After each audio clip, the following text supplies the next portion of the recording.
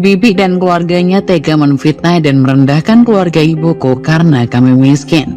5 tahun kemudian mereka menangis menyesal.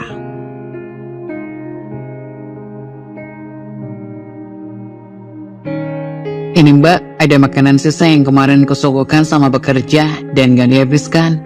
Jadi ku kasih ke mbak aja, daripada mubazir.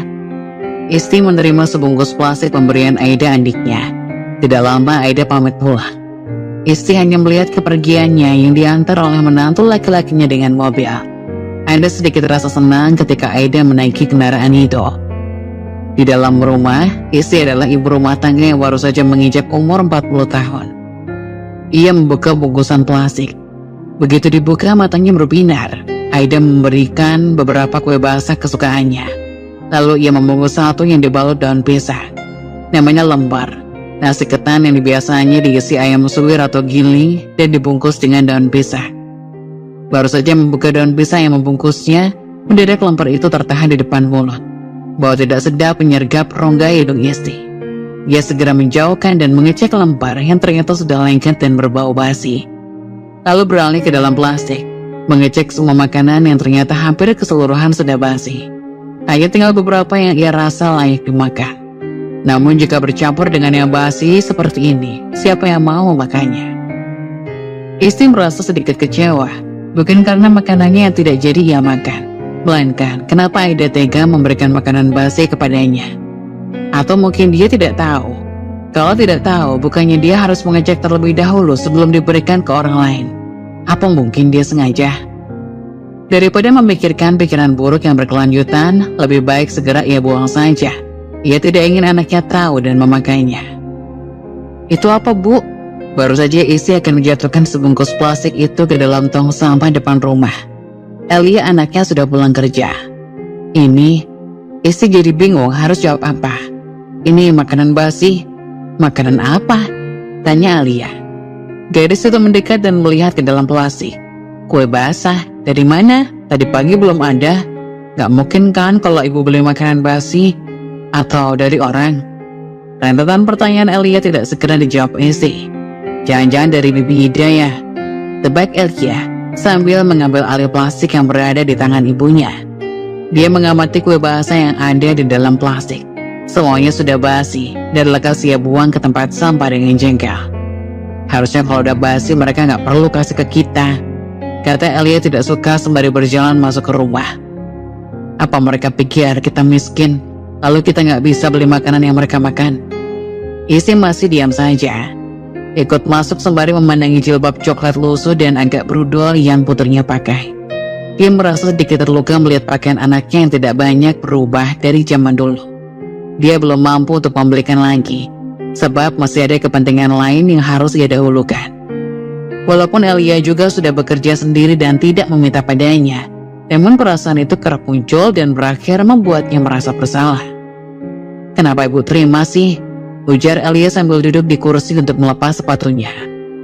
Mereka kan niatnya baik, Lia. Baik. Elia mengulangi perkataan Isti. Aktivitasnya yang semula akan melepas sepatu mendadak berhenti.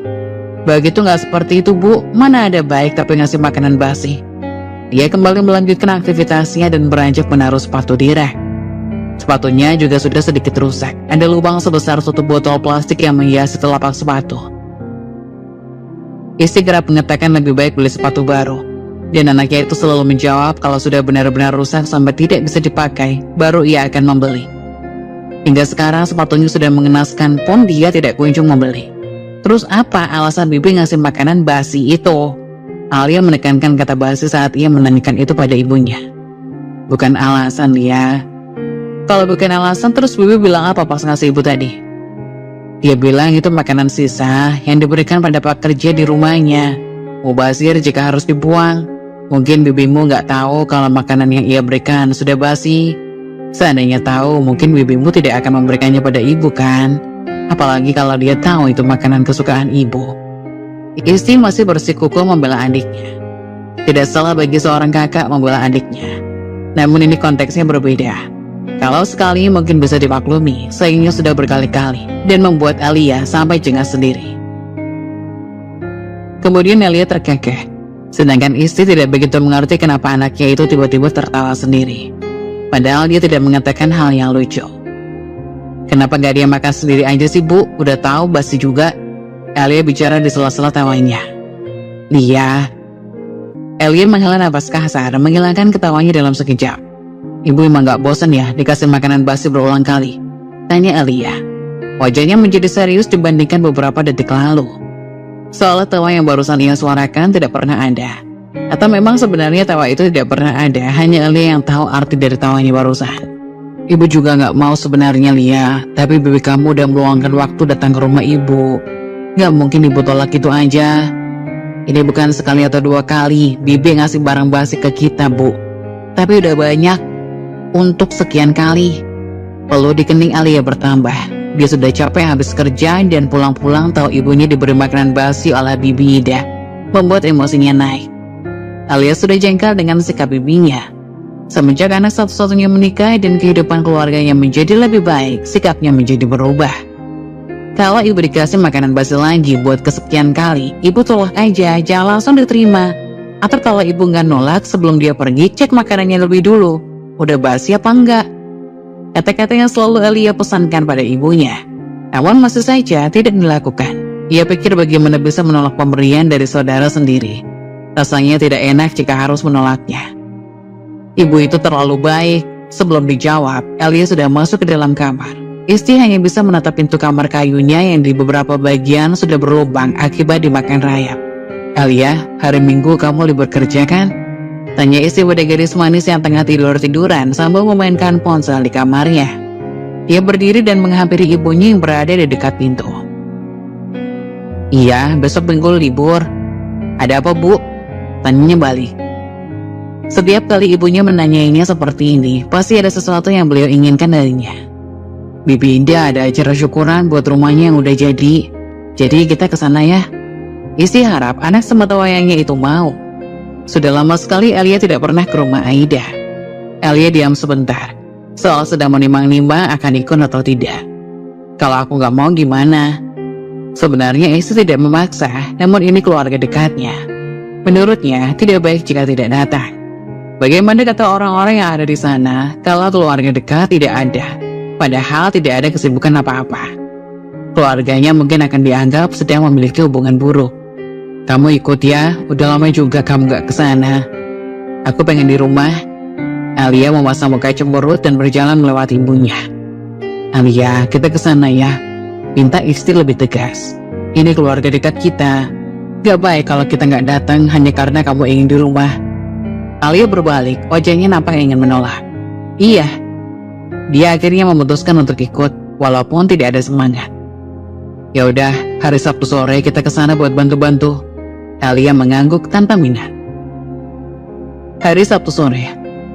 Rumah baru berlantai 2 bergaya modern dengan cat warna broken white yang terlihat elegan dan mewah, membuat istri tidak mengalihkan pandangan. Rumah yang awalnya terbuat dari kayu itu sudah berubah menjadi rumah megah yang dibangun dengan batako. Di tempat mereka, rumah yang dibangun dengan batako itu sudah sangat baik. Berbeda dengan kayu yang sudah ketinggalan zaman untuk sekarang. Alia memarkirkan motor, sedangkan istri masih saja terpaku dengan rumah baru itu. Ada satu pohon jambu merah di depan rumah dan beberapa motor yang juga terparkir. Istri kerap berandai. Kapan ya aku punya rumah seperti ini? Tanya istri dalam hati. Dengan baju istri ditarik oleh Alia. Istri mengikuti Alia. Istri mengikuti yang Alia arahkan. Dan melihat Aida yang keluar dari rumah. Dia mengenakan baju gamis warna hijau sage dengan hiasan pernak-pernik kecil dan jilbab senada. Wajahnya yang putih dan cantik menambah kesan anggun. Berbanding kebalik dengan penampilan istri yang memiliki kulit agak gelap dan sudah keriput. Mbak Istri, sapanya sambil terus senyum lebar. Aida memeluk kakaknya singkat. Juga melakukan hal yang sama pada Elia. Istri memandangnya saat dia memeluknya tadi. Bau baju baru dan parfum yang ia kenakan tercium menyengat. Alia, apa kabarnya? Udah lama banget kamu gak kesini? Aida menampilkan wajah seperti orang sedih karena ponakannya sudah jarang ke rumahnya. Elia terkekeh kecil. Iya Bi, lagi sibuk kerja. Aida kembali menghadap istri. Bagaimana rumahku mbak? Bagus. Komentar istri singkat. Aida tersenyum dan mengapit lengan istri, membawanya masuk. Yuk, ku ajak ke dalam mbak. Ayo, Alia. Aida, adik perempuan istri yang berjarak 3 tahun darinya. Dia nampak antusias memamerkan keindahan dalam rumahnya. Walau kenyataannya memang begitu. Di ruang tamu dipajang foto keluarga dan foto pernikahan anak perempuannya. Satu set sofa empuk yang ditata rapi serta meja kaca berbentuk bundar yang ditaruh di tengah-tengah. Ada lemari yang berisi barang-barang antik seperti gelas-gelas yang menurut istri sangat bagus, serta ada televisi digital. Dulu, adiknya itu Aida sama seperti dirinya. Punya rumah kayu yang sudah reot. Mencari makan susah, dipandang sebelah mata oleh orang-orang karena saking miskinnya mereka. Namun semenjak anak perempuannya Aida menikah dengan orang kaya, kehidupan keluarganya berubah drastis. Rumah dibuatkan oleh menantunya, dibelikan tanah beberapa hektar. Uang pun juga di setiap bulan juga dikirim. Istri bersyukur adiknya sudah mendapat kehidupan yang lebih baik. Sayangnya ia terkadang membuat ia merasa rendah. Karena dari saudara-saudara mereka, sekarang hanya ia yang memiliki rumah reot dan mungkin bisa saja roboh kapan saja. Ia bahkan berpikir jika ada angin kencang, pasti rumahnya akan terbawa. Bagaimana mbak? Tanyanya lagi dengan raut wajah yang berseri-seri. Senyumnya tidak pernah pudar dari awal dia menyambut istri. Bagus, bagus. Komentar istri masih tetap sama, wanita itu tersenyum. Kalau kamu bagaimana Lia? Bagus nggak rumah bibi? Elia melihat sekeliling lagi, meneliti setiap inci ruangan, memperhatikan benda-benda yang tertata di ruang tamu. Setelah melihat-lihat, dia tersenyum ke arah Aida. Bagus, Bi. Syukurlah. Dulu bibi pikir nggak akan pernah bisa tinggal di rumah sebagus ini. Aku sangat bersyukur Lucy menikahi laki-laki kaya yang baik hati, katanya dengan senyum yang semakin lebar. Elia hanya mengangguk-angguk singkat. Lia, kamu juga kalau cari suami harus yang kaya dan baik juga kayak adik Lucy, punya suami yang baik. Bahkan rumah bibi aja dibangunin. Bukan kayak... Aida melihat istri sekilas dan dengan cepat mengalihkan pandangan saat kakaknya balik menatap. Istri sepertinya tahu apa yang adiknya maksud, walau ia pura-pura untuk tidak mengerti. Iya Bi, tenang aja kalau soal itu. Yang harusnya nggak tenang itu bibi. Istri melihat anaknya, mewanti-wanti apa yang akan ia ucapkan. Tuh, ada tamu yang datang. Lanjut Alia dengan tersenyum. Aida menyelonong begitu saja saat Alia memberitahu dan segera menyebut tamu yang datang. Wajah gadis itu memandanginya tanpa ekspresi. Dia mendekat ke arah ibunya dan mengajaknya ke dapur. Katanya, roda kehidupan itu berputar dan semua orang tidak bisa tetap berdiri di tempatnya. Ada kalanya berubah posisi. Namun bagi istri, dari 40 tahun yang lalu sampai sekarang, kehidupan yang ia alami masih tetap sama. Posisinya masih tetap ada di bawah, tidak pernah berubah. Katanya, dia yang salah pilih. Manusia tidak bisa membayangkan ke depannya akan seperti apa. Hidup kaya atau miskin, bahagia atau tidak, dengan siapa akan berpasangan. Dari banyaknya pilihan, sebenarnya pasangan bisa dipilih. Jadi jika ada yang mengatakan kalau dirinya salah pilih pasangan, mungkin itu memang benar. Namun siapa yang bisa menentang takdir? Semuanya sudah berjalan dengan semestinya dan manusia hanya bisa menerima serta berjuang. Hampir saja dia menumpahkan nasi yang akan ia taruh pada piring. Di atas meja ada ayam goreng yang menjadi lauknya dan nanti akan diletakkan satu persatu di setiap piring agar kebagian semua. Bah, adik kedua istri yang bernama Denny menyembul dari balik tirai pintu dapur. Ada apa? Tanya wanita tua itu sambil fokus kembali menuangkan nasi. Laki-laki itu mengamati kakaknya dari atas sampai bawah. Matanya agak menyipit dengan menarik bibir atas seolah melihat sesuatu yang menjijikan. Mbak, ini apa nggak punya baju lain apa? Kenapa pakaianmu selalu memalukan seperti itu? Istri menunduk untuk memperhatikan pakaian yang ia pakai. Gamis bunga-bunga kecil berwarna marun yang menurutnya sudah cukup bagus dengan kerudung warna hitam yang cocok dengan warna kulitnya yang agak gelap. Ia merasa penampilannya baik-baik saja. Apa di pandangan orang lain, penampilan seperti ini memalukan. Lain kali kalau ada acara kayak gini beli baju baru mbak, biar pantas dilihat sama yang lain. Komentar Denny. Istri tidak membalas. Yang malu bukan mbak. Jari telunjuknya terpapang di depan wajah istri. Tapi kita keluarga. Untung ini cuma acara kecil-kecilan, gak banyak orang yang diundang. Setelah mengatakan itu, Denny langsung pergi. Pria itu selalu menilai penampilan istri. Mungkin perkataannya benar, hanya saja baju bagus yang ia punya hanya yang ia pakai saat ini. Yang lainnya sudah lusuh bahkan robek. Alia yang entah dari mana ikut bergabung bersama ibunya. Om bilang apa sama ibu? Ujarnya dengan menatap istri. Seolah sudah membaca raut wajah ibunya karena perkataan Denny. Istri melihat balik. Apa ia harus mengatakan pada Alia? Lebih baik tidak. Ia tidak ingin menumbuhkan kebencian pada hati anaknya. Apalagi untuk keluarga dekat. Om bilang kalau nasinya udah selesai ditata segera dibawa ke depan. Ia tahu berbohong memang tidak baik dan tidak bisa dibenarkan. Sebab berbohong itu berdosa. Istri terpaksa melakukannya. Terkadang memang tidak perlu mengatakan apa yang terjadi, daripada hanya menimbulkan perasaan buruk pada seseorang. Oh, tanggapnya. Lalu ikut membantu membawa piring-piring yang sudah selesai diberi lauk dan nasi ke ruang tamu. Di sisi lain, istri mensyukuri apa yang terjadi pada hidupnya. Alia tumbuh sebagai gadis cantik berkulit putih, tidak meniru dirinya. Sayangnya ia hanya tidak terlalu tinggi sama dengannya. Istri banyak merutuki tentang hidup yang ia terima, karena baginya ia hanya memberikan hal-hal yang kurang baik. Di ruang tamu, digelar karpet ukuran besar yang bisa menampung banyak orang. Di sana sudah ramai orang berkumpul dari keluarga terdekat. Keluarga Aida mulai dari anak perempuannya, Lucy dan cucu laki-lakinya yang bernama Nakib, serta menantunya yang dikenal dengan nama Farel. Farel itu orang yang baik, sayangnya tidak terlalu ramah. Dia hanya menatap saat istri lewat di depannya. Baru saja istri menyapanya lebih dulu, dia tersenyum sebagai balasan. Lucy itu 3 tahun lebih tua dari Alia. Dan Alia memanggilnya adik karena memang di tempat mereka, anak dari saudara yang lebih muda dipanggil adik sekalipun ada yang umurnya lebih tua. Namun tetap harus sopan karena perbedaan umur. Saat istri baru saja meletakkan piring, Randy, suami Aida, mengambil alih piring yang baru kakak iparnya letakkan. Mbak, bisa minta tolong? Nanti ambilkan minuman yang ada di meja, biar ini saya yang tata. Istri mengangguk dan kembali ke dapur. Tentang Randy, dia orang baik, ramai dan tidak banyak bicara. Mungkin karena dia saudara ipar, jadi bersikap sewajarnya, atau mungkin karena menurut istri mereka pernah memiliki hidup yang sama-sama miskin. Namun pernah di suatu hari, Randy bersama Denny membicarakan tentang istri.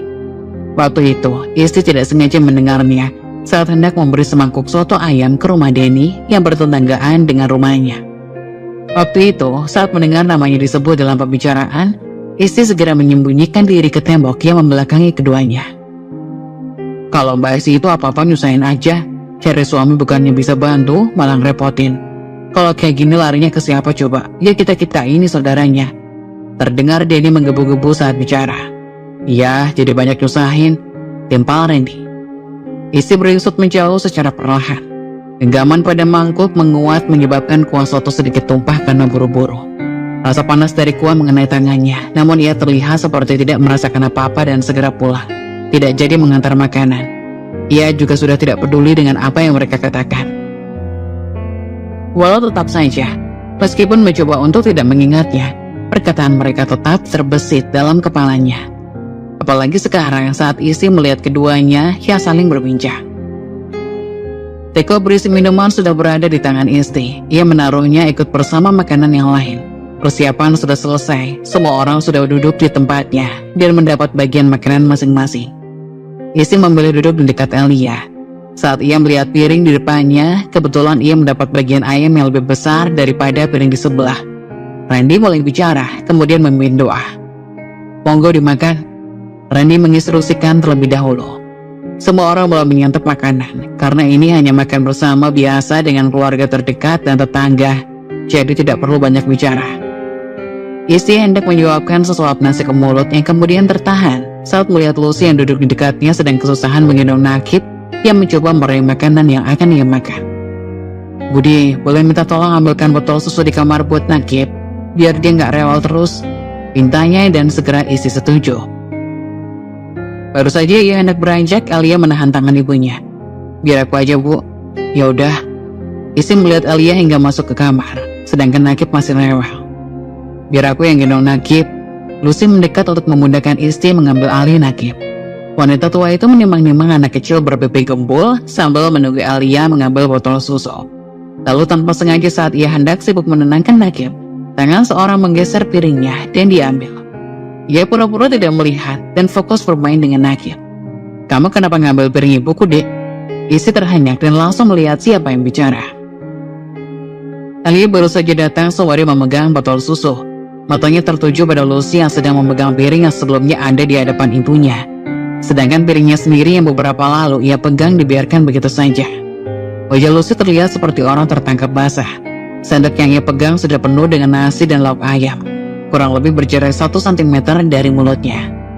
Matanya mengeliling sekitar, pandangan semua orang tertuju padanya. "Oh, masa sih?" Dia terkekeh malu. "Itu, kamu udah ngadep piring kamu sendiri kan? Kenapa masih ngambil punya ibuku?" kata Elia dengan dahi yang menurut heran. "Lia," Isi menariknya agar segera duduk. "Padahal di piring tadi ibu baru mau makan loh." Dia mengabaikan panggilan ibunya. "Lia," Isi memanggil lagi, berharap anaknya segera menurut. Farel ikut menyenggol Lucy, namun perempuan itu menghiraukan teguran suaminya. "Halah, cuma makanan aja diributin. Mbak Isti kan udah tua, jadi ya ikhlasin aja." Danny yang duduk agak jauh ikut bicara. "Sungguh hanya sekedar makanan bagi Isti tidak apa-apa, diambil pun tidak apa-apa, ia merelakannya." "Lucy, kembalikan penyebudimu," perintah Aida dengan mata yang beberapa kali berkedip, memberi kode. Bukannya dikembalikan, Lucy menyuapkan sesendok yang sudah lama mengambang itu ke dalam mulutnya. "Tapi udah kumakan," katanya tanpa rasa malu sambil mengunyah makanan. Mulutnya sedikit belepotan seperti anak kecil yang belum pintar makan. "Aku kasih punyaku aja." Dia menyodorkan piringnya ke arah Isti, yang beberapa menit lalu sudah ada ia makan. "Belum kumakan banyak kok, cuma sedikit." Tatapan tajam Elliot terus menyorot tingkah Lucy. Dia akan menjawabnya lagi dan segera ibunya mendahului. Isti tidak ingin masalah sepele ini hanya memperkeruh suasana. "Iya, nggak apa-apa Lucy, kamu makan aja," katanya sambil tersenyum.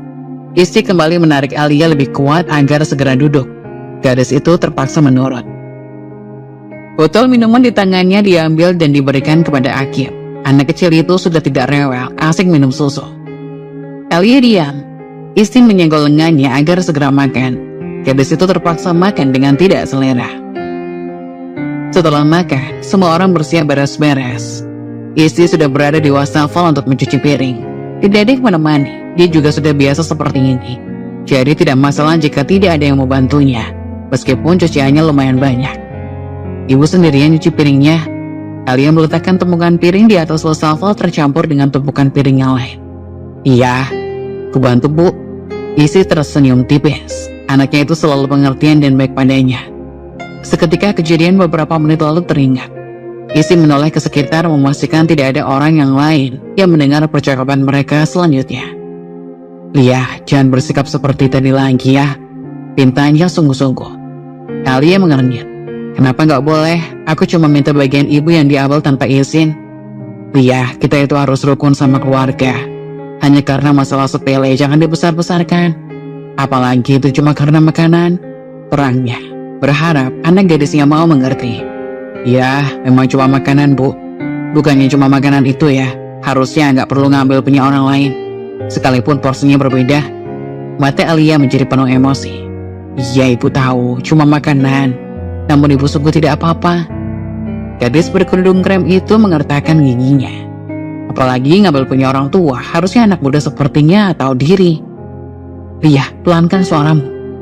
Isti melihat kembali ke sekitar, khawatir ada orang yang mendengar. "Kenapa selalu kita yang disalahin sih Bu? Padahal bukan kita yang salah." Tangan Elia yang terkena busa sabun terkepal kuat. Matanya memerah entah karena marah atau mungkin bersedih. Isti tidak tahu harus jawab apa. Seperti saat ini, kenapa cuma kita yang ada di sini? Kenapa cuma kita yang bantu cuci piring? Atau memang mereka menganggap kalau kita adalah pembantu? Matanya menjadi melotot semakin tidak terima. "Lia, ibu harus dengar yang barusan mereka katakan, terutama Bibi Ida. Mereka bilang biarkan saja kita yang cuci piring, karena ini adalah tugas kita. Memang ada yang seperti itu di dalam keluarga?" Istri terkejut saat mendengarnya. Apa benar Aida bicara begitu? Kalau iya, kenapa dia tega sekali mengatakan hal itu pada kakaknya sendiri? Apa di dalam keluarga ada perbedaan kasta? Apa karena sekarang kita satu-satunya yang miskin di keluarga ini, jadi kita yang bisa disuruh-suruh saja? Kelihatan matanya menjadi lebih tajam. "Jawab Bu." Prah. Istri terperanjat. Suara pecahan piring akibat pukulan dari Alia menggema di ruangan dapur. Kemudian derap kaki berbondong-bondong ke dapur. Aida dan yang lainnya muncul dengan ekspresi bertanya-tanya. Ada apa, Mbak? Ini tangan saya jadi licin. Jadi piringnya tadi jatuh waktu mau ditaruh. Jawab istri asal. Entah kebohongannya ini akan terbaca atau tidak. Tapi Mbak nggak apa-apa? Tanyanya dengan nada khawatir. Gak apa-apa. Istri mengangguk memberi kepastian. Ya, kamu terluka nggak? Nggak kok, Bi. Balasnya. Salah satu tangannya ia sembunyikan di balik punggung. Oh ya udah, pecahan piringnya nanti dimasukin ke plastik dan taruh di tempat sampah aja ya. Aku ke depan dulu mau beres-beres. Aida pergi bersama yang lain. Emang apa yang mau dibereskan? Di depan udah selesai beres-beres, paling tinggal nyapu. Terus butuh CRT gitu buat nyapu rumah. Alia menggumam dengan kesal. Lia, kamu ada yang luka nggak? Tanya istri khawatir. Aku takut kalau pecahan kaca itu mengenai tangannya. Enggak, Bu. Dia mulai mengumpulkan pecahan piring. Ini biar aku yang bereskan. Lalu dia mengambil plastik, memasukkan pecahan piring yang sudah ia kumpulkan ke dalamnya. Sebelum beranjak, dia mengatakan sesuatu. Maaf, Bu. Istri akan berjalan menuju ruang tamu. Ia berhenti sejenak di ruang tengah untuk memperhatikan orang-orang yang masih berada di ruang tamu. Mereka semua sedang mengobrol. Alia menyusul ibunya di ruang tengah. Bu, abis ini pulang? Iya, tapi nunggu yang lain pulang dulu. Gak enak kalau kita yang pulang duluan, kata istri. Kamu dari mana? Dari toilet. Kamu tadi pasti terluka ya? Segera diraih tangan anak semata wayangnya dan menemukan jari kelingkingnya yang sudah dibalut Hansaplast. Lukanya dalam gak? Alia menggeleng sambil tersenyum. Semuanya baik-baik aja kok, Bu. Maaf tadi kelewatan, katanya sambil nyengir. Wanita tua itu hanya mendengus. Mungkin anaknya memang kesal dengan sikap sepupunya yang terkesan tidak sopan. Ia juga tidak bisa membenarkan sikap Lucy. Di acara keluarga seperti ini harusnya bersikap lebih baik agar tidak memberi kesan buruk pada orang lain. Sebenarnya bukan hanya ketika ada acara saja. Kapanpun, dimanapun, itu juga harus memiliki sikap baik. Bu, yang bingkisan yang kutaruh pojok itu punyaku. Itu suara Lucy yang berada di kamar ruang tengah. Suaranya agak lirih, namun karena posisinya yang dekat dengan pintu, suaranya terdengar sampai ke depan kamar. Istri pura-pura tidak mendengar. Ia juga melirik Alia yang sepertinya tengah fokus memperhatikan obrolan orang-orang yang ada di ruang tamu. Ya, penyambut taruh saja di situ, sahut Aida di dalam kamar, terdengar lebih biasa saja. Farel dari ruang tamu akan masuk ke dalam. Namun karena Lucy kembali bicara lebih lirik dari sebelumnya, membuat pria itu berhenti sebentar di depan pintu. Aku nyimpan 5 brownies di bingkisanku, dan bagian orang-orang udah sesuai dengan namanya. Bingkisannya juga udah aku kasih nama, jadi nggak keliru. Yaudah, punyamu sembunyiin aja. Farel lalu masuk ke kamar. Istri tidak mau mendengar lagi. Ia mengajak Alia ke ruang tamu. Sebelum sampai di ruang tamu, ia melihat Danny keluar dari kamar itu, dan Randy yang ternyata juga berdiri di luar dekat kamar. Ia tadi kurang memperhatikan sehingga tidak menyadari kehadirannya. Berarti yang mendengar apa yang Lucy dan Aida katakan barusan bukan cuma dirinya saja, namun mereka juga. Ia memilih bergabung bersama yang lain di depan. Mbak Aida, saya pamit dulu. Adik Danny yang bernama Aini melambai pada kakak iparnya. Aida buru-buru menghampiri. Ya, terima kasih sudah datang. Iya, Mbak. Mereka berdua bersalaman sambil sedikit cipika-cipiki. Belum dapat bingkisan ya? Dia menggeleng pelan. Aida menoleh ke arah istri yang berdiri di belakang. Oh, Mbak, tolong ambilkan untuk Aini ya. Istri masuk ke kamar tempat di mana bingkisan itu berada. Di sana ada Danny yang melihat-lihat dan Randy yang baru saja mengambil bingkisan lalu membawanya keluar. Nyari apa, Mbak? Itu adik ipar Ida mau pulang. Mbak disuruh ngambil bingkisannya. Istri kemudian meneliti satu persatu bingkisan yang berbentuk tas berukuran sedang yang berada di atas meja. Yang didengar dari percakapan Aida dan Lucy tadi, katanya setiap bingkisan ada namanya, namun dia belum menemukan nama Aini. Itu yang ada namanya Bu Aini. Danny menunjuk yang berada di pojok kanan meja dekat posisinya. Wanita umur 40 tahun itu mengambilnya. Ia tidak sengaja melihat isi dalam bingkisan. Sebuah kotak brownies coklat berukuran 15 kali 10. Sayangnya isi tidak terlalu memperhatikan dan memilih bergegas menyerahkannya pada Aida. Denny yang sebelumnya ada di kamar tempat bingkisan sekarang sudah berada di dekat isi. Semua orang yang datang sudah pulang, hanya tinggal keluarga. Setelah memastikan tidak ada lagi yang dilakukan, istri memutuskan mengajak pulang Elia yang sedang bermain bersama Nakib di ruang tengah. Iya bu, Elia masih bermain dengan Nakib sembari menunggu ibunya berpamitan. Aida, mbak pulang dulu ya, pamit istri. Ya mbak, hati-hati pulangnya. Aida mengelus tangan kakak satu-satunya dan tersenyum. Ditanggapi istri dengan anggukan kepala. Sebentar kau ambilkan bingkisan, ujarnya, dan sudah akan pergi ke kamar bersamaan Denny yang memanggilnya untuk pamitan pulang. Mbak pulang dulu ya, Denny pamit pada Aida. Oh iya hati-hati Den, sebentar bingkisanmu kau ambilkan dulu. Aida masuk ke ruangan. Istri memandangi pintu kamar saat Aida kembali dengan membawa satu bingkisan dan menyerahkan pada Denny. Saat dia menengok ke arah kakaknya, Aida menepuk dahi. Dia lupa membawakan untuknya. Ya ampun, punya mbak istri lupa kau ambilkan. Mbak ambil sendiri ya, ada namanya mbak kok di bingkisannya. Istri hanya mengiyakan saja dan maklum Aida memang masih sibuk dengan orang-orang yang pamit pulang padanya. Wanita itu melangkah masuk ke ruangan, tidak ada siapapun di kamar. Bingkisan yang sebelumnya masih banyak, kini hanya tinggal beberapa. Ia kembali meneliti setiap nama yang tersisa, lalu matanya mengarah ke paling pojok agak kanan di atas meja. Bingkisan tanpa nama dan terlihat lebih besar dari yang lain. Apa itu milik Lucy? Lebih baik diabaikan saja, ia hanya perlu mengambil bingkisan atas namanya sendiri.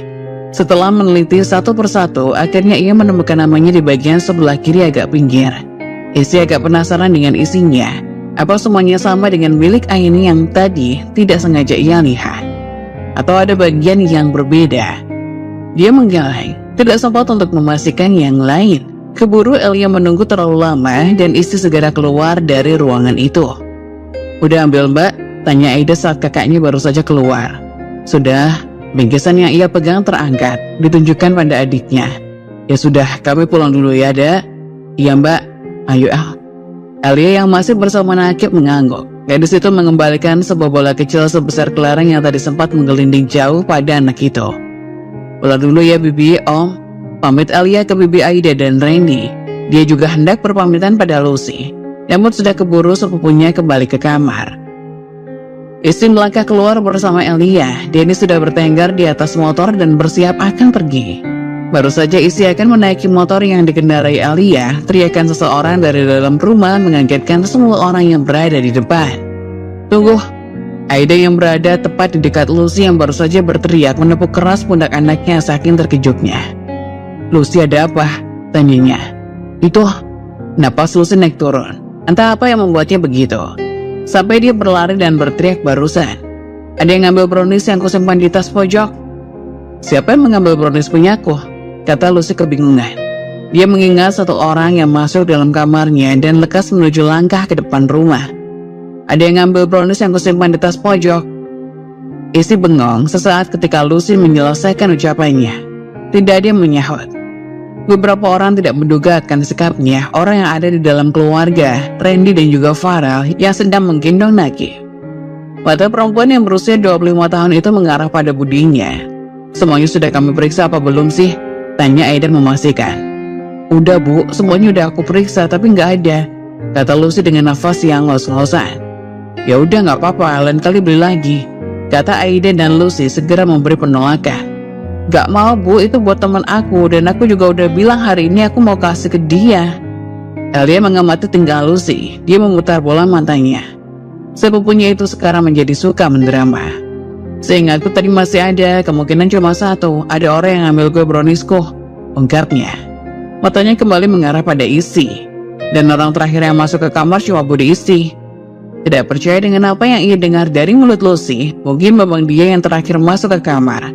Namun dia tidak mengambil punya Lucy. Ia bahkan tidak tahu tempatnya di mana letak bingkisan milik Lucy. Dia tadi masuk hanya mengambil bingkisan punyanya sendiri. Lucy, mungkin kamu lupa simpan. Aida berusaha menenangkan suasana. Dia agak malu. Masalahnya masih ada beberapa orang yang tidak jadi pulang karena Lucy yang tiba-tiba berteriak tadi. Udah aku cek semuanya Bu, tapi nggak ada. Pokoknya cuma satu orang tadi yang masuk ke kamar itu. Sekali lagi Lucy melirik tajam ke arah Isti. Demi Allah, Bude nggak ngambil punya kamu Lucy. Bingkisan yang ia bawa terasa lebih berat dari sebelumnya, bukan karena diisi, melainkan bingkisan itu terasa berat sebab ditambah tuduhan dari Lucy keponakannya sendiri. Ya kita nggak akan tahu kalau nggak dicek dulu Bude. Suara Lucy menggebu-gebu. Perempuan anak satu itu berjalan menghampiri budinya. Dia mengambil bingkisan yang istimewa dan membukanya secara paksa. Ada 3 kotak brownies di dalamnya. Lucy mengeluarkan 2 brownies coklat dan 1 brownies rasa tiramisu. Ini apa Bude? Kemudian ditunjukkan di depan mata istri secara spontan. Demi Allah bukan Bude yang ambil. Istri masih bersikukuh membela diri. Memang ia merasa tidak melakukannya.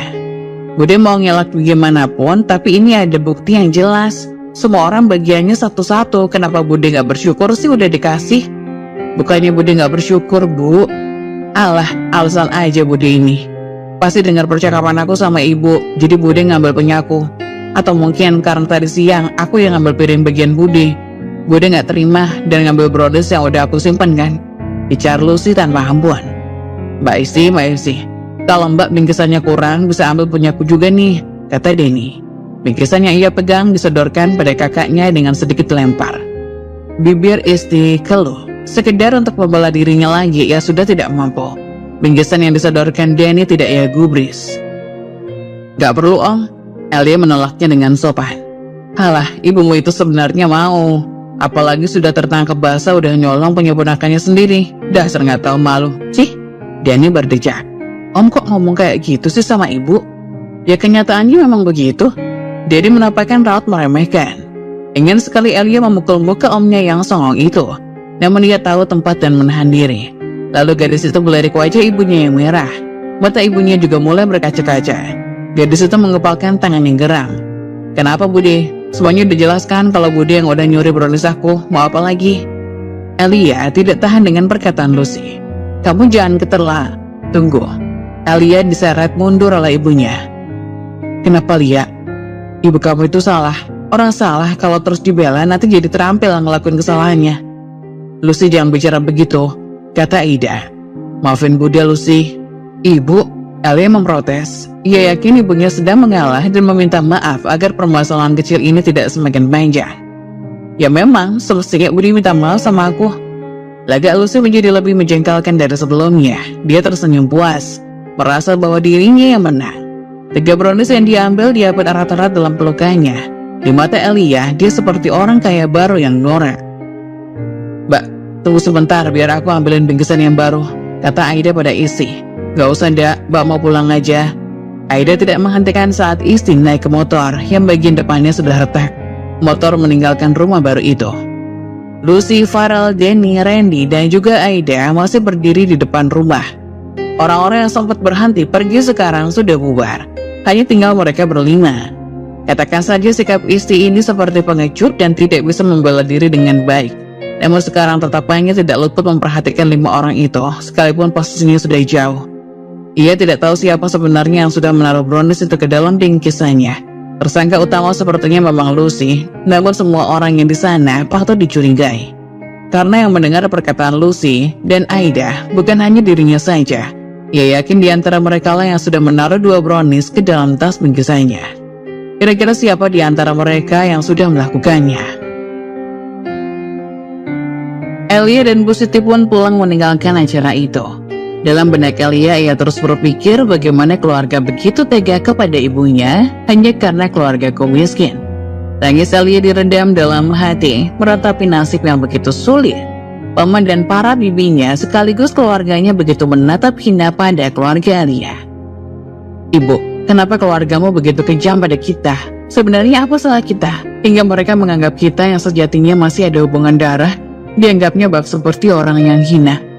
Tanya Elia kepada ibunya saat perjalanan pulang.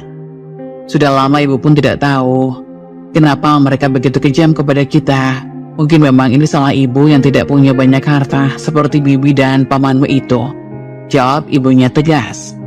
Aku tahu sakit hati yang ibu rasakan, ia coba sembunyikan di hadapanku.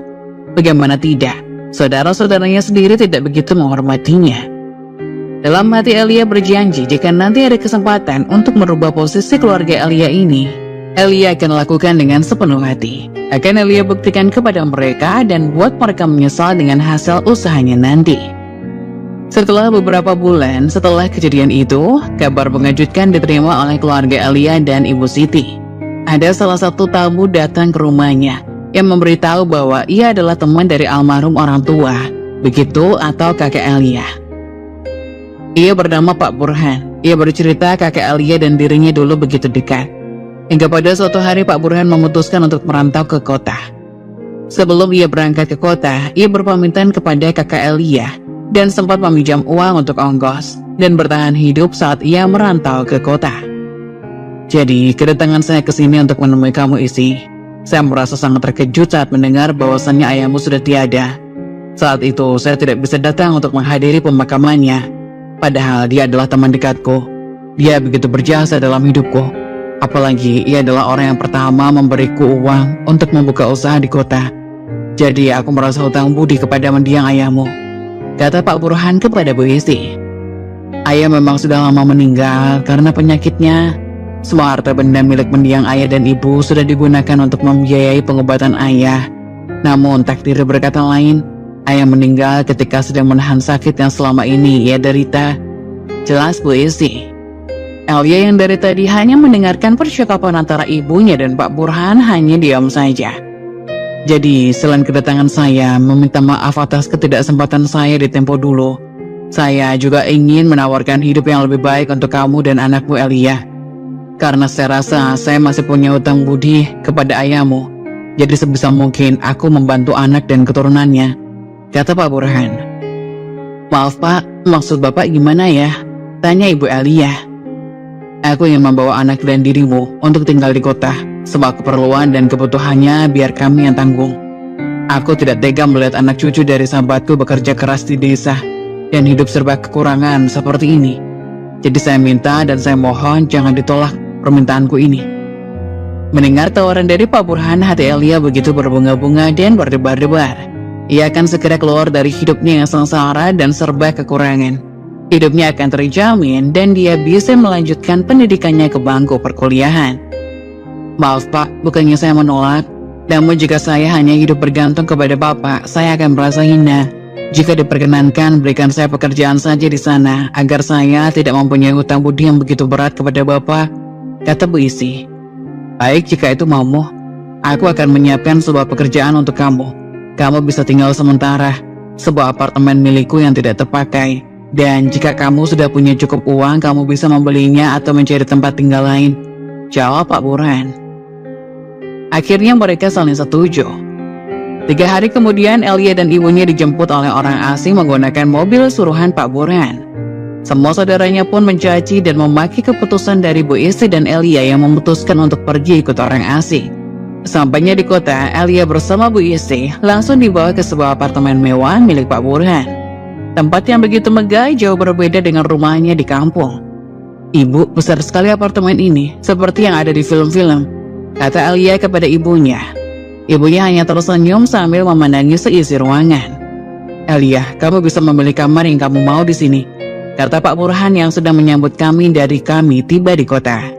Oh iya Siti, jangan lupa besok kamu bisa mulai kerja di sebuah toko pakaian milik salah satu anakku. Dia akan memberitahu segala yang harus kamu kerjakan di sana. Baik Pak, saya sangat senang dan berterima kasih atas apa yang Bapak berikan kepada saya dan Elia. Keesokan harinya pun Bu Isi mulai bekerja di toko pakaian milik anak dari Pak Burhan. Di sana Bu Isi diberikan arahan cara dan peraturan pekerjaan di toko tersebut. Dan Elia pun mulai mendaftar di sebuah universitas perguruan tinggi. Kehidupan Bu Isi dan Elia begitu berubah drastis setelah kedatangan Pak Burhan, teman almarhum kakek Elia. Tak terasa waktu berjalan begitu cepat. Sudah hampir genap 5 tahun lamanya, Bu Isi dan Elia berada di kota. Kehidupan mereka begitu sejahtera.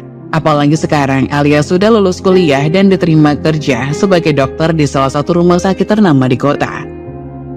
Hingga pada suatu hari, Bu Isi mengungkapkan perasaannya kepada anaknya Elia. Aku kangen dengan kampung halaman. Kalau ada waktu, apakah kamu mau pulang kampung bersama ibu? Tanya Bu Siti kepada anaknya.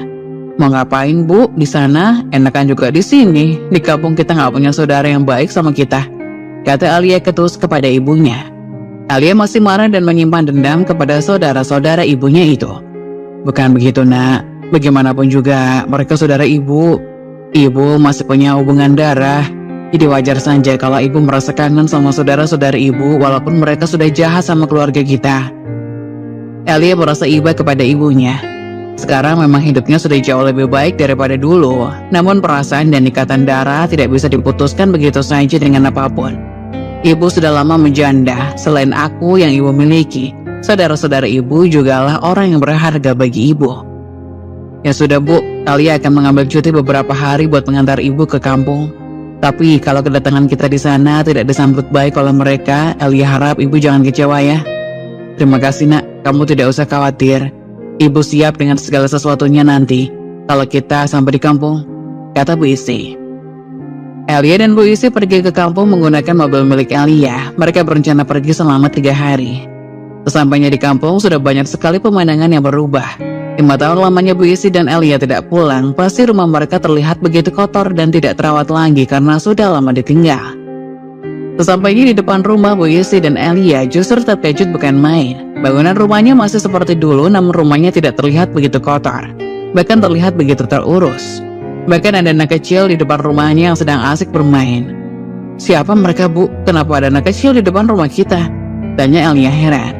Ibu nggak tahu nak, seingat ibu nggak pernah jual rumah kita, jawab Bu Isti. Lalu apa yang mereka lakukan di rumah kita? Kenapa mereka tinggal di rumah kita tanpa seizin ibu? Tanya Alia heran. Ya sudah nak, kita keluar saja, kita cari tahu kebenarannya. Terlihat ada seorang wanita seumuran ibu keluar dari rumah. Ia terlihat kaget melihat sebuah mobil terparkir di depan rumah. Saat Bu Siti dan Alia keluar dari rumah, wanita itu pun terkejut. Wanita itu tidak lain tidak bukan adalah Bibi Aida, dan anak kecil itu adalah cucunya, anak dari Lucy. Bibi Aida, apa yang dilakukan di rumah saya? Kata Alia. Apa yang terjadi Aida? Kenapa kamu di sini? Tambah Bu Siti bertanya kepada adiknya itu. Bibi Aida terlihat begitu ketakutan sekaligus bingung saat ditanya oleh Bu Isti dan Alia. Tak lama dari itu, Lucy pun keluar. Mereka menunduk malu di hadapan Bu Isti dan Alia. Maaf Bude Isti, Alia, bisa kita bicarakan di dalam saja, kata Lucy sambil tertunduk malu. Alia dan Bu Isti masuk ke dalam rumah. Hingga akhirnya Bibi dapat menceritakan bagaimana bisa mereka tinggal di rumah Bu Isti. Maafkan aku Mbak, aku telah tinggal di rumahmu secara lancang dan tidak izin terlebih dahulu. Kami bingung harus tinggal di mana lagi, kata Bibi Aida. Maksudmu? Memangnya di mana rumahmu? Kenapa kalian tidak tinggal di rumah kalian sendiri? Kata Bu Isti. Suamiku terikat utang ke bank Mbak, sedangkan usaha milik suamiku mengalami kebangkrutan. Hingga akhirnya kamu tidak bisa melunasi utang dari bank itu, yang dulu kami berikan sertifikat rumah sebagai jaminannya. Hingga akhirnya rumah kami pun disita, jawab Bibi Aida sambil menangis. Maafkan aku Bude, Alia telah tinggal di sini, tapi sungguh kami tidak tahu lagi harus bagaimana dan kemana lagi. Saudara yang lain tidak mau bantu, jadi kami mohon jangan diusir dari sini. Saya akan melakukan apapun yang Budi dan Alia mau, asalkan saya dan keluarga tidak diusir, kata Lucy memohon.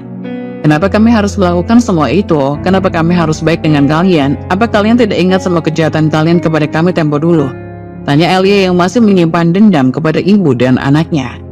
Maafkan kami ya, kami memang mengaku salah atas kejadian tempo dulu. Kami sungguh menyesal, kami mohon ampun dan meminta maaf atas kesalahan kami. Alia, sudah cukup. Ibu tidak mau anak ibu satu-satunya menyimpan dendam kepada saudaranya sendiri. Ibu membesarkanmu untuk jadi anak yang baik dan pemaaf. Ibu rasa mereka sudah cukup mendapatkan karmanya atau kejahatannya dulu terhadap kita. Jangan kita tambahin lagi kesulitan mereka. Apa kamu tidak ingat dulu saat kamu susah? Sekarang kita sudah jauh lebih baik daripada dulu. Sekarang waktunya kita untuk membantu saudara kita yang membutuhkan, kata Bu Isi kepada Alia yang masih dikuasai rasa emosi dan dendamnya. Ingat ya, kalian hanya tinggal di sini, kalian tidak berhak melakukan apapun kepada rumah ibuku, selain hanya menempatinya. Jika bukan karena ibuku, aku tidak rela rumahku ditempati oleh orang-orang seperti kalian, kata Alia. Baik Alia, terima kasih, kata Bibi Aida dan anaknya Lucy. Semua karma seakan-akan terbalaskan. Rasa sakit yang telah diterima Bu Isti dan anaknya Alia sekarang dibalas langsung oleh Tuhan. Mereka yang melakukan kejahatan sekarang sedang menerima balasannya secara berlipat ganda.